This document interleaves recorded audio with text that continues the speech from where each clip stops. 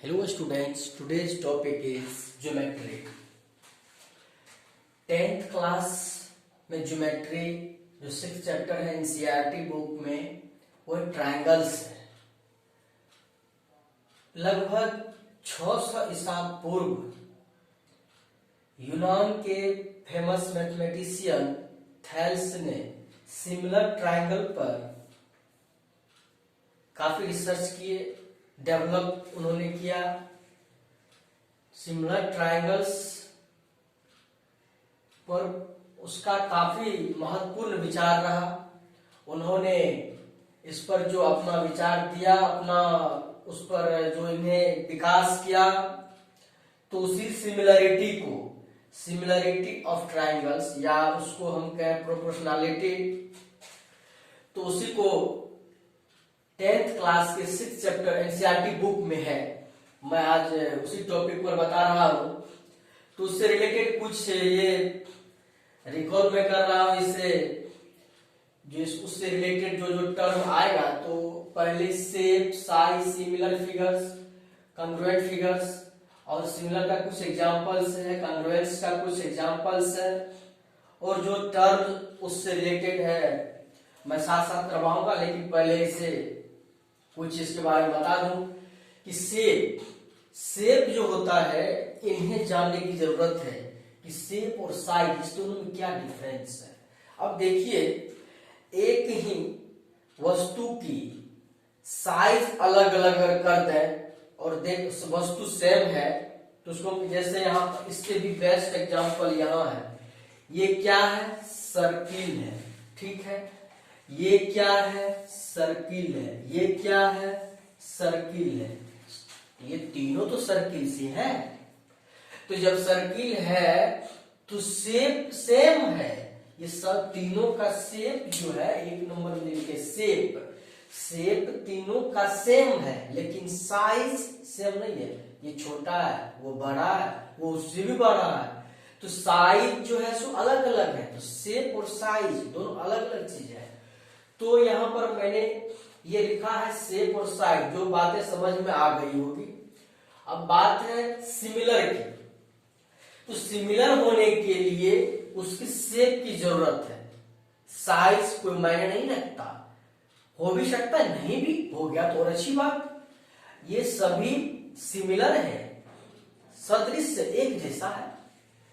तो ऐसे कहेंगे, two geometrical figures having same shape are called similar figures. अगर उसका शेप सेम है, ज्योमेट्रिकल फिगर्स है, उसका शेप सेम है, तो उसको हम सिमिलर फिगर कहेंगे। अगर ट्रायंगल है तो सिमिलर ट्रायंगल कहेंगे, सर्किल्स है तो सिमिलर सर्किल्स कहेंगे। यही। अब कॉन्ग्रुएंट है। कॉन्ग्रुएंट होने के लिए क्या होता है? Two geometrical figures having same shape and size. अगर शेप के साथ साथ साइज भी अगर बराबर हो जाए तो उसी को तो कॉन्ग्रुएंट कहते हैं। ये कॉन्ग्रुएंट की बात है। तो अब यहां some examples of similar figure. Similar और कॉन्ग्रुएंट क्लियर हो गया। शेप अगर सेम रहेगा सिमिलर, साइज भी सेम हो गया, शेप भी सेम हो गया, दोनों अगर बराबर हो गया तो उसी को कॉन्ग्रुएंट कहेंगे। इसका हिंदी उत्तर सर्वांग सम। अगर अलग अलग इसको अगर सोचा जाए, सर्व जोड़ अंग जोड़ सम, सर्वांग सम। यदि सभी अंग बराबर हो जाए, सभी भाग बराबर, सर्वांग सम, सभी अंग बराबर समान हो, सर्वांग सम होगा। तो अब देखते हैं, वो सर्वांग सम का था। अब सिमिलर फिगर क्या है? टू, ये क्या है? लाइन सेगमेंट, एरो नहीं है, एरो देते तो यहां पर लाइन होता था। तो two line segments are similar. Two line segments are similar. अब इसका ये क्लियर नहीं, ये two line segments are similar है। अब है या ट्रायंगल्स का है, तो two equivalent triangles are similar. Two equivalent triangles are similar. Clear है ना? या यहां पे एक चीज और कर सकते हैं, two equiangular triangles are similar. ठीक। अब यहां लिखे हम रेक्टेंगल्स, तो two rectangles are similar, two squares are similar. Clear? two rectangles are similar, two squares are also similar. Two squares are similar, मैंने ध्यान दिया है, two squares are similar. अब यहाँ है two circles are similar, two circles are similar. Clear? Some examples of congruent figure. अब congruent figure में क्या? Two line segments are congruent if their measurement are equal. या ऐसे कहें two line segments are equal if their lengths are equal. अगर इसका जो measurement of the length है, इसकी जो लंबाई है, इसका जो measurement अगर सेम हो जाएगा तो तब two line segment congruent कहलाएगा. तो two line segments are congruent if their lengths are equal. Angles है तो two angles are congruent if their measure are equal. इसका मेजरमेंट करेंगे. अगर ये भी 50 डिग्री हो गया, ये भी 50 डिग्री हो गया, मेजरमेंट अगर सेम आ गया तो क्या कहेंगे? कॉन्ग्रुएंट एंगल कहेंगे. Two circles are congruent if their radii are same. Radius का प्लुरल फॉर्म है रेडार.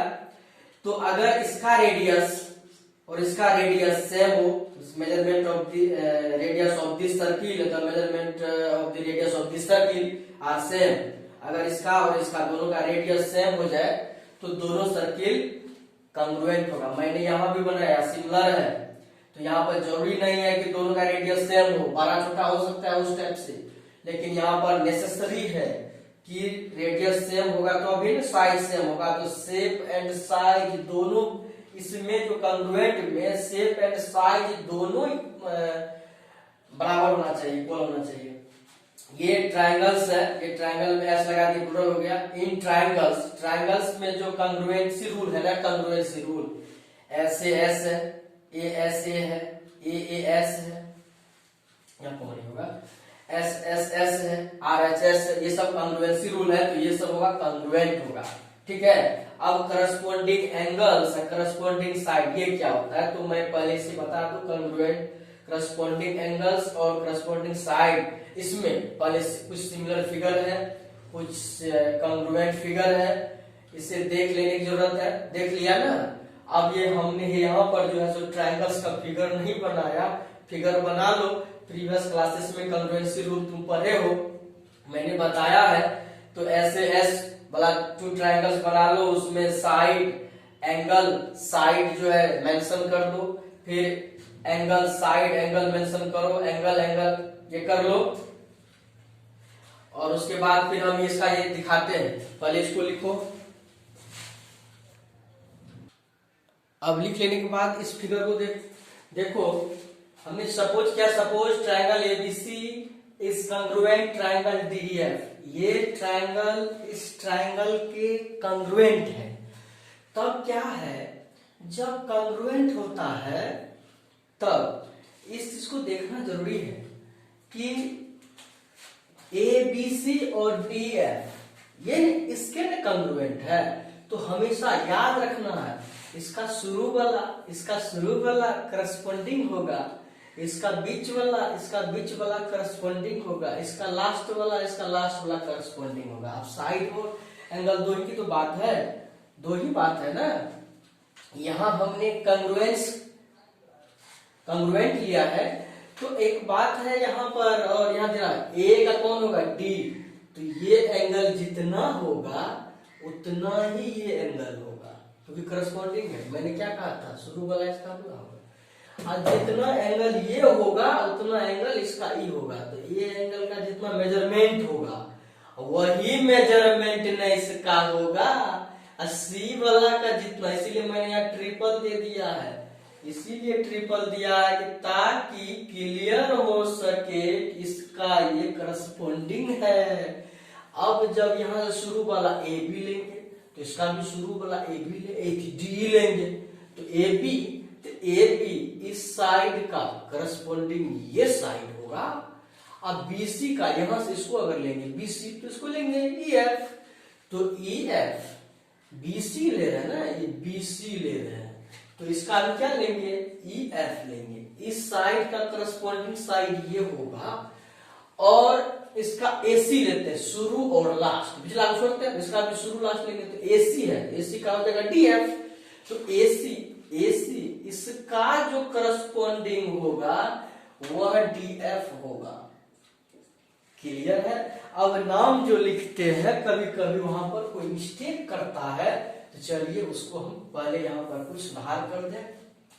अब ये जो लिखे हैं, अगर इस तरह का ट्रायंगल होगा तो ऐसे लिखेंगे, triangle A B C is congruent triangle D E F. अब फिगर से लेके चलते हैं, एक कंडीशन हो गया। दूसरा ट्रायंगल, अब यहां से ए इसको एक्सचेंज करते हैं, सी डी, तो कॉन्ग्रुएंट ट्रायंगल हो जाएगा ट्रायंगल डी एफ ई। इधर भी चेंज हो गया, पहले एफ को दे दिया तब ई को लिखा यहाँ पे, ठीक है, एक्सचेंज कर दिया। फिर ये चलेगा ट्रायंगल, यहां पर लिखते हैं अब B A C is congruent हो जाएगा ट्रायंगल, तो यहाँ बी लिए पहले ई हो जाएगा, ई यहाँ देख लीजिए वहां से ई डी एफ, ये भी ठीक है। फिर लिखेंगे triangle B C A is congruent triangle हो जाएगा, बीच वाला लिया है ना, तो यहाँ भी हो जाएगा ई वाला, तो ई तब क्या लिए लास्ट वाला बी बी तब सी, तो बी सी, यहाँ होगा ई एफ हो जाएगा, एफ तो तीसरा तो डी एन होगा, ये चलेगा। फिर ट्रायंगल बी ए सी तो हो ही गया है, तो अब क्या लेंगे सी, अब सी से शुरू करते हैं, ये लास्ट से, तो सी बी ए, तो ये हो जाएगा कॉन्ग्रुएंट किसका, ये हो जाएगा F triangle F E D का, ठीक है, ये कॉन्ग्रुएंट होगा। फिर लेंगे ट्रायंगल सी ए बी सी, तब ये ले लिए, तो ये हो जाएगा congruent triangle F D E, ठीक है, यानी कि 1 2 3 4 5 6, ये कंडीशन में अगर कॉन्ग्रुएंट है तो ये सभी सही है। क्लियर है ना? तो क्या क्या गलत है वो देखते हैं। अगर हम ट्रायंगल एबीसी लिए कॉन्ग्रुएंट कर देंगे इसको लेकर के, ये ट्रायंगल इसको उल्टा कर देते हैं डी एफ ई, तो ये भी गलत हो जाएगा। क्यों हो जाएगा गलत? क्योंकि AB का करस्पॉन्डिंग DE है, जबकि AB का करस्पॉन्डिंग ये क्या बता रहा है DF। AB का करस्पॉन्डिंग DE होना चाहिए, जबकि वो DF बता रहा, वो बता रहा, यहाँ बता रहा है, इसके लिए बता रहा है, ये जो है ये इसके लिए बता रहा है DF, ये तो इसका न है, इसका न करस्पॉन्डिंग है, लेकिन ये जो है सो किसके बारे में कह रहा है, ये AB के बारे में, इस लाइन के बारे में कह रहा है, इस लाइन कभी मैच करेगा क्या? कभी मैच नहीं करेगा, इसीलिए ये गलत है। और भी गलत हो जाएगा इसी टाइप से। और जो लिखेंगे वो लिखने के लिए सीखना है, जब भी लिखेंगे तो करस्पॉन्डिंग साइड और करस्पॉन्डिंग एंगल को देखते हुए लिखेंगे, नहीं तो उल्टा पुल्टा हो जाएगा, गड़बड़ हो जाएगा। ठीक है, अगर इस टाइप से लिखे ये सभी सही है, क्योंकि सबका सब करस्पॉन्डिंग है ना, भले उलट पुलट किए हैं लेकिन इधर उलट के उधर उलट गया ना, सबका तो सब है। जैसे सी ए करते हैं, देखिए सीए का करस्पॉन्डिंग कौन है? सीए का करस्पॉन्डिंग कौन है? एफडी, तो एफ डी, तो यही तो है सीए वाला, तो यही तो थर्ड वाला, वो थर्ड वाला है, 3 को लाइन दिया है, वहां 3 लाइन दिया है, तो 7 तो है, करस्पॉन्डिंग साइड चेंज नहीं हुआ है, इसलिए तो सही है। लेकिन ये तो गलत है। इस टाइप का कुछ भी और भी लिखते हैं ट्रायंगल, अगर ये ही लेते हैं BCA, triangle BCA is congruent, अगर यहाँ पर लिख दिया ट्रायंगल डीएफ तो सरासर गलत हो जाएगा डीएफ। क्यों गलत हो जाएगा? क्योंकि बीसी का डी कर रहा है, ये देखते हैं बीसी का डी कैसे हो जाएगा, डबल वाला दिया है, डबल नीचे वाला होता है, ऊपर वाला कैसे होगा? करस्पॉन्डिंग नहीं होगा। इस टाइप का जो भी और कंडीशन होगा वो नहीं होगा, याद रखना। तो अब ये है, तो ये नहीं बोला हमने, छोटो बनाया हाँ बोला, और तुम बनाओ छोटो नहीं बोला, तुम लोग बनाओ अपना। हम एक चीज और लिखते हैं इसमें, वो जो जरूरी है वो लिख देते हैं। कभी कभी होता क्या है कि भूल जाता है, तो चलो हम इसको क्लियर ही कर दें। अब वहां लिखे हैं तो इसको रहने देते हैं, यहाँ कंग्रुएंट ट्रायंगल है दो ठो, तो किसका कौन करस्पॉन्डिंग है अगर लिख दे तो याद रहेगा। ठीक है, तो तेईस लिखो, तो इसको हम दिखाते हैं।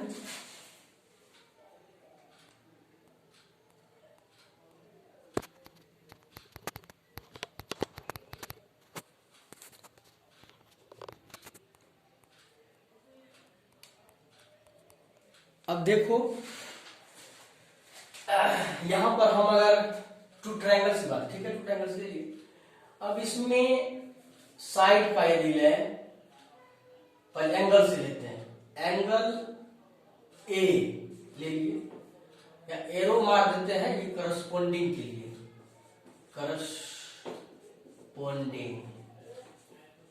करस्पॉन्डिंग, ठीक है। तो ए का करस्पॉन्डिंग एंगल क्या हो जाएगा, एंगल डी होगा, और बी का करस्पॉन्डिंग कौन होगा, बी का हो जाएगा एंगल ई, क्लियर है।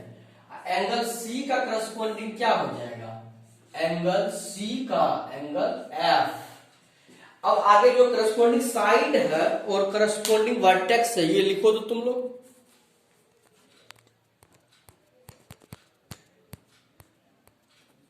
हो जाएगा ना, नहीं होगा तो हम ये लिख देते हैं। और देखो इसका हो गया ना, अब देखो साइड ए बी का करस्पॉन्डिंग हो जाएगा, ये करस्पॉन्डिंग ये जो लाइन खींचे है साइड ए बी, तो ए बी का क्या हो जाएगा, डी साइड डी ई, कोई दिक्कत। साइड बीसी का करस्पॉन्डिंग होगा, बीसी का करस्पॉन्डिंग होगा साइड ईएफ, कोई दिक्कत नहीं। साइड एसी का करस्पॉन्डिंग हो जाएगा, एसी का करस्पॉन्डिंग हो जाएगा डीएफ, साइड डीएफ। अब एक बात जानो, इसका करस्पॉन्डिंग ये है तो ये भी इसका करस्पॉन्डिंग है, ये इसका करस्पॉन्डिंग है तो ये भी इसका करस्पॉन्डिंग है, सब एक दूसरे का करस्पॉन्डिंग है। अगर ये इसका करस्पॉन्डिंग है तो इसका करस्पॉन्डिंग है, ठीक है।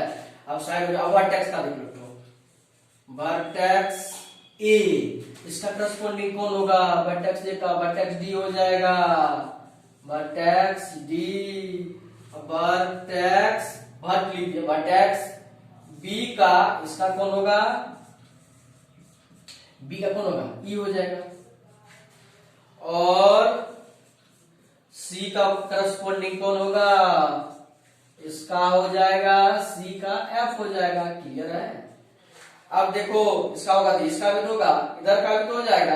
अब देखो ये क्लियर हो गया ना, किसका कौन करस्पॉन्डिंग है, क्लियर हो गया। अब आगे देखो इसमें इसका जो प्रोपोर्शनैलिटी है, जिसको हम सिमिलर ट्रायंगल कहेंगे,